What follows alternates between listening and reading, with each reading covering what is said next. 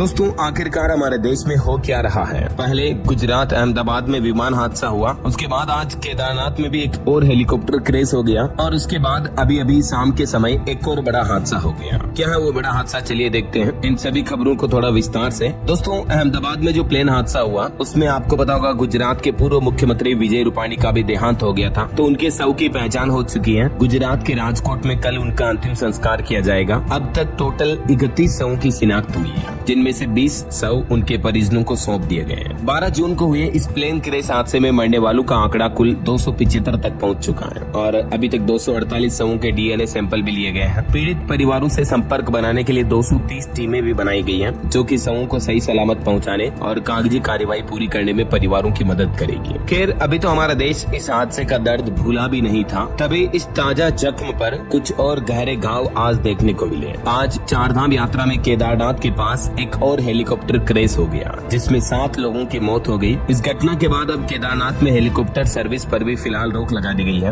पैदल रूट पर मलबा गिरने से भी एक यात्री की इसमें भी मौत हो गई। उसके बाद चारधाम यात्रा को भी रोका गया। केदारनाथ के पास गौरी कुंड में आज सुबह करीब 5:30 बजे एक हेलीकॉप्टर क्रैश हुआ और इसमें पायलट समेत सभी 7 यात्रियों की मौत हो गई। मरने वालों में महाराष्ट्र का एक 2 साल का बच्चा भी शामिल है। ये हेलीकॉप्टर श्रद्धालुओं को लेकर केदारनाथ मंदिर से गौरी कुंड के लिए उड़ा था। शुरुआती जानकारी में खराब मौसम को हादसे की वजह बताया जा रहा। हेलीकॉप्टर आर्यन एविएशन कंपनी का है। ये हेलीकॉप्टर क्रैश की कुछ तस्वीरें भी आप देख सकते हैं। केदारनाथ से लौटते समय हुआ था ये एक्चुअली हादसा, जब केदारनाथ से वापस गौरी कुंड आ रहा था ये हेलीकॉप्टर। इसमें यूपी महाराष्ट्र के 2 और उत्तराखंड और गुजरात के 1 यात्री सवार थे, है ना। तो इस घटना के बाद केदारनाथ धाम यात्रा की हवाई सेवा के बाद पैदल यात्रा को भी स्थगित किया गया, जबकि हाल ही में इससे 8 दिन पहले भी रुद्रप्रयाग में एक और हेलीकॉप्टर की सड़क पर इमरजेंसी लैंडिंग हुई थी और पिछले महीने 8 मई को भी उत्तरकाशी में हेलीकॉप्टर क्रैश हुआ था, जिसमें भी 6 लोगों की मौतें हो गई थी। उसकी भी तस्वीरें ये देख सकते हैं। तो देखा जाए तो बीते महीने भर से और इस जून के महीने में तो कई सारे हादसे हो रहे हैं हमारे देश में। इस केदारनाथ हेलीकॉप्टर क्रैश में राजस्थान जयपुर के पायलट की भी मौत हो गई। उनके पिता बोले कि राजवीर का आखिरी मैसेज था लेफ्ट टर्न ले रहा हूँ, उसके बाद हेलीकॉप्टर क्रैश हो गया। देख सकते हैं आप उनके घर वाले, उनकी दादी कितनी दुखी है। 1 दशक तक ज्यादा आर्मी में सर्विस करने वाले राजवीर सिंह की मौत के बाद उनके घर में मातम का माहौल है। 4 महीने पहले ही ये अपने जुड़वा बच्चों के पिता बने थे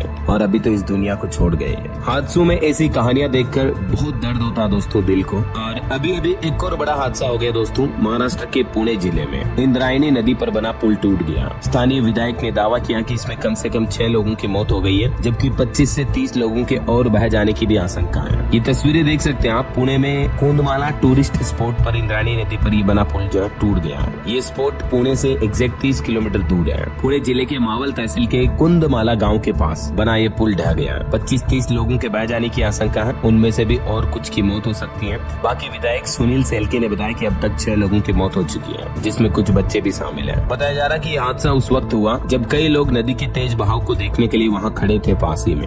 ये हादसे में रेस्क्यू करते हुए ऑपरेशन की कुछ तस्वीरें भी आप देख सकते हैं। ऐसा ही एक पुल हादसा गुजरात के मोरबी में हुआ था 30 अक्टूबर 2022 को, आपको पता होगा, और उसमें 135 लोगों की जाने गई थी, है ना। ये घटनाएं बताती है कि समय समय पर कई ऐसे बड़े हादसे होते रहते हैं, जिसमें कहीं न कहीं प्रशासन की लापरवाही है, कहीं न कहीं सरकारों की भी गैर जिम्मेदाराना नेतृत्व की झलक इसमें दिखती है। क्या कहोगे आप इस बारे में? और देखिए अभी तो मानसूनी सीजन शुरू भी नहीं हुआ कि उत्तर प्रदेश मथुरा में भी एक बड़ी घटना हो गई। एक साथ 6 मकान ढह गए, जिसमें भी 3 लोगों की मौत हो गई और 7 लोग तो अभी भी मलबे में दबे हुए हैं। उनमें से भी कुछ और की जाने जा सकती हैं। जैसे भी से मिट्टी खोदी जा रही थी तभी ये बड़ा हादसा हुआ। हादसों के कहर के बीच देश भर में कोरोना का माहौल तो आजकल आप देख ही रहे होंगे। कोरोना की संख्या भी काफी बढ़ रही है। बीते 24 घंटों में कोरोना से 10 लोगों की मौत हुई। नए वेरिएंट से एक दिन में सबसे ज्यादा लोगों ने आज ही जान गंवाई। देश में अभी कुल सक्रिय मामले 7,383 हो चुके हैं और कुल मरने वालों की संख्या का आंकड़ा भी 97 पहुंच चुका है। ये भारत के मानचित्र में आप देख सकते हैं। और भी अलग अलग राज्यों में अभी कोरोना के कुल कितने सक्रिय केस चल रहे हैं। केरल राज्य में सबसे ज्यादा केस हैं, गुजरात दूसरे नंबर पर है। तो जहाँ एक तरफ हमारे देश में कई हादसे हो रहे हैं, कई दुर्घटनाएं हो रही है, कोरोना से मौतें हो रही है,